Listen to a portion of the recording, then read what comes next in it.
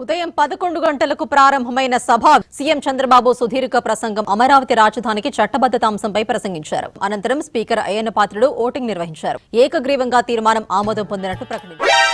అవమానం అవమానం రాష్ట్రాన్ని 3 ముక్కలు చేద్దామనుకున్నాం, జరగలేదు.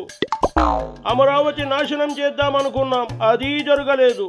నేడు అమరావతి బిల్లు కూడా ఆమోదమైపోయినది. అవమానం అవమానం, ఇక మరణమే శరణం. మండుతున్నట్టుంది అని నువ్వు అనరాదు, నేను కనరాదు, వేరొకరు వినరాదు. 5 సంవత్సరాలలో ఆంధ్ర రాష్ట్రాన్ని సర్వనాశనం చేశాము. ఇంకా అవకాశం వచ్చినప్పుడు ఇంకా సర్వనాశనం చేద్దాం. అవకాశం కోసం చూద్దాం.